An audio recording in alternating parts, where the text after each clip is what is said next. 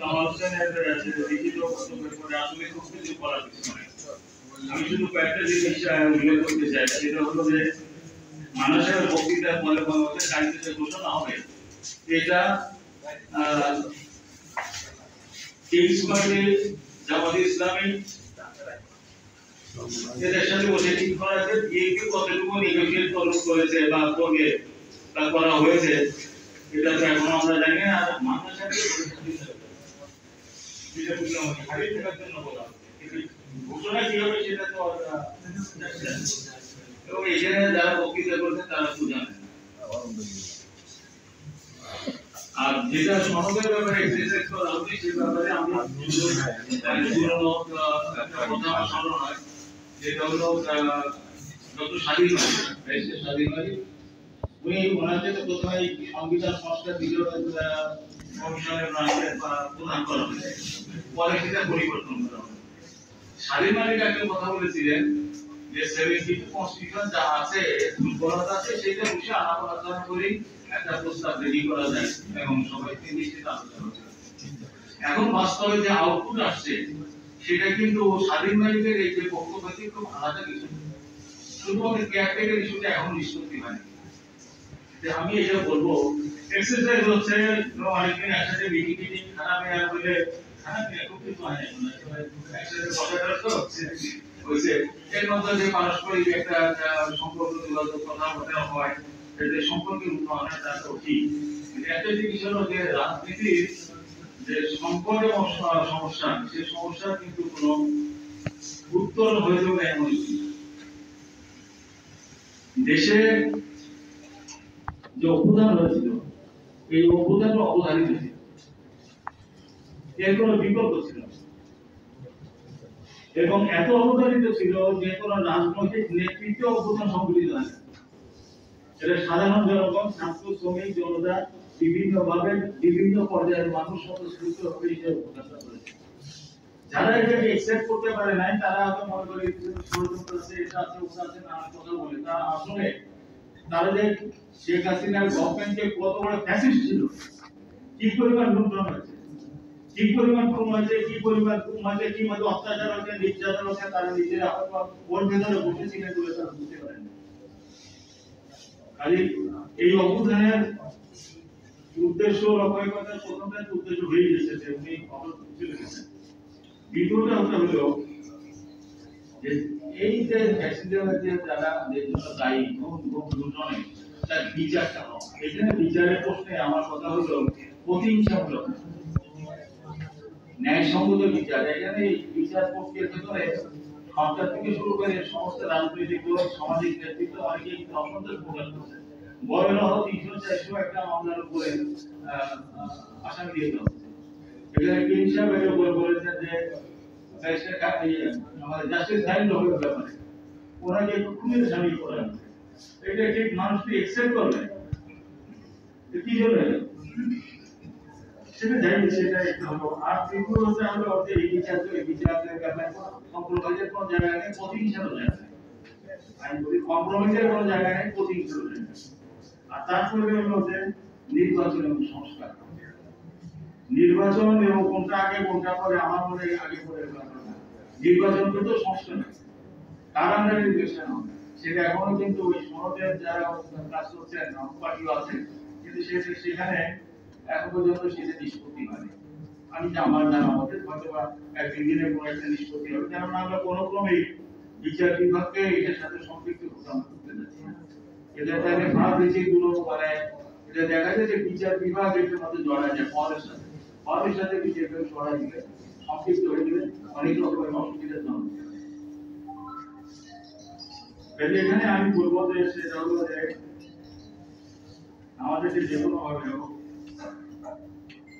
এখন গভর্নমেন্ট চলছে, রাষ্ট্রের বিভিন্ন রাষ্ট্রীয় প্রতিষ্ঠানের বিভিন্ন কর্মকর্তারা আছেন, তারা আছেন, আর এনসিপি আর জামাত আছে। এই নিয়ে কিন্তু গভর্নমেন্ট আর বিএনপি তাদের আয়তন বেশি আছে, আগে তারা পাওয়ারে ছিল, তাদের দীর্ঘদিনে তাদের উপর নির্যাতন, তাদের পাবলিক সিকিউরিটি যেমন আছে, তাদের বর্তমান কর্মকাণ্ডে কতগুলো মানুষের ক্ষোভের জন্ম দেয়, সেগুলো বিএনপি ওয়াকিলার এবং তারা সে ব্যাপারে তাদের সাংগঠনিক সিদ্ধান্ত তারা নিচে এ বিষয়ে আলাপ আলোচনা আছে। আমি সে বিষয়ে যেতে চাই না। আমি শুধু এক কথা বলতে চাই, সেটা হলো যে পাওয়ারটা রাষ্ট্রযন্ত্রের থেকে জনগণের কাছে কিভাবে যাবে, এই প্রশ্নে যত তাড়াতাড়ি যাওয়া যায় তত ভালো হবে। সেটা নির্বাচন ছাড়া কোনো বিকল্প নেই। এই নির্বাচনের প্রশ্নে সবাই এখানে যারা বক্তৃতা করবেন, আমিও একমত যে যত তাড়াতাড়ি নির্বাচনে যাওয়া যায় তত ভালো। বল হিসেবে করবে, আপনি যদি তাড়াতাড়ি ঘোষণা করতে না পারেন, আপনাকে কঠিন পরিস্থিতির সম্মুখীন হতে হবে। আপনাকে কঠিন পরিস্থিতির সম্মুখীন হতে হবে। এবং এ বিষয়ে কি কঠিন, কতটা কঠিন, এখানে তো বিএনপি নেত্রী বলে দিলেন আন্দোলনের জন্য প্রস্তুত হওয়ার কথা, আন্দোলনের প্রস্তুতির কথা। আমি শুধু এটাই বলবো যে আপনাকে কঠিন পরিস্থিতির সম্মুখীন হতে হবে।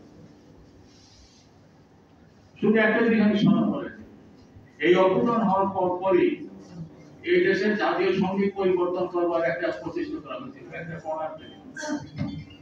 এই অভ্যুত্থান করার পর থেকে ৭১ থেকে ৭১-এর থেকে ৪৭-কে মহিমান্বিত করার চেষ্টা করা হচ্ছে, এখন হচ্ছে। কাজে যারা জাতীয় সঙ্গীত পরিবর্তন করার চেষ্টা করেছে, যারা 72% ছুটে ফেলে যার কথা বলেছে, তারা কিন্তু তাদের প্রচেষ্টাটা থেকে বিগত আছে বা ক্ষমা বাদ দিয়ে দিয়েছে, এইটা কিন্তু ঠিক না। তারা তাদের লাইনে আছে। এবং আমি মনে করি যে আজকে অভ্যুত্থানে আমরা ডেমোক্রেটিক ফোর্স এবং প্রগ্রেসিভ ফোর্স যারা আছে, সবাই একটাই প্রতিশ্রুতি হওয়া উচিত, সেটা হলো যে আমাদের মুক্তিযুদ্ধের যে আকাঙ্ক্ষা ছিল, সেই আকাঙ্ক্ষাকে আরো অগ্রসর করে নিয়ে যাওয়ার জন্য আমাদের সংকল্প হবে। যদি আমরা সেটা হতে পারি, তাহলে হয়তো আমরা অর্জন করতে পারি। ৭১-এর পরে খুব কিছু অর্জন করতে পারি। কনস্টিটিউশন একটা হয়েছিল, যেটিও রাইট অফ ভুল যাই হোক, যত সমস্যা একটা হয়েছিল, আমরা কনস্টিটিউশন চলছিলাম, সেটাও চেঞ্জ হয়ে গেল ফার্স্ট গভর্নমেন্টে।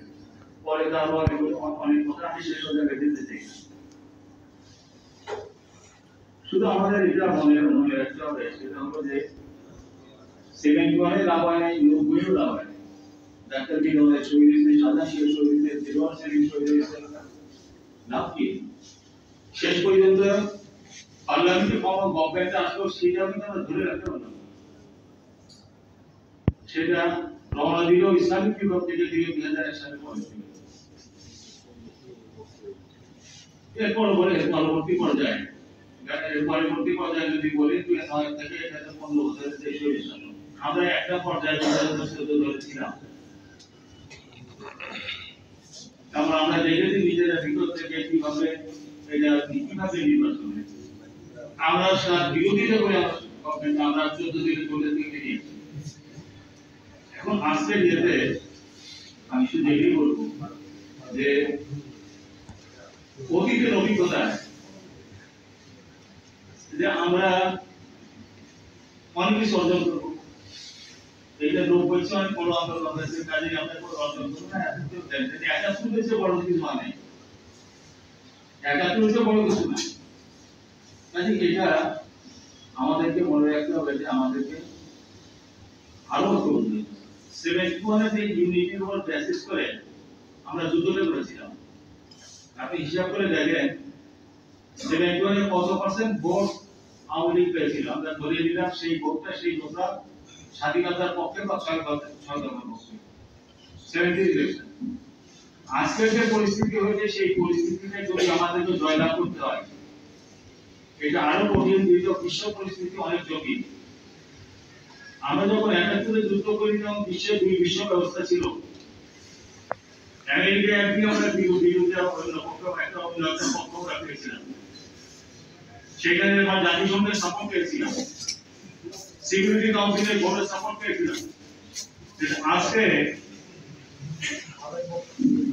এই অভ্যুত্থানের ভেতরে যারা উত্তপ্ত শ্বাস কিংবা করছেন, আপনি যদি সেখান থেকে এই মুক্তিযুদ্ধের চেতনা ধারা বা আকাঙ্ক্ষা ধারা যদি দেশটাকে প্রত্যাবর্তন করতে চান, ফিরিয়ে আনতে চান, তাহলে আমাদেরকে আরো বেশি সংগঠিত হতে হবে, আরো সাপোর্ট করতে হবে। আমি মনে করি যে গণফোরাম সহ সমস্ত ডেমোক্রেটিক ফোর্সের গণতন্ত্র উদ্ধারের একটা প্ল্যাটফর্ম আমাদের আছে। বিএনপি ডিসিশনের ব্যাপারে তারা কি করবে এবং আজকের যে সংস্কার চলছে আমরা কতখানি অগ্রসর হবো একাডেমিকে, আমি একাডেমিকে বলি একাডেমিকে এই জন্য যে আমরা যা বলি তাতে করি না, যা দেখি তাও মানি। কনস্টিটিউশন 70% যা ছিল ওগুলো যদি ভালো কথাগুলো অর্ধেক যদি শেখ হাসিনা মানতো তাহলে কি ফ্যাসিজম হয়? হয় না। ওই লুণ্ঠন হয়? হয় না।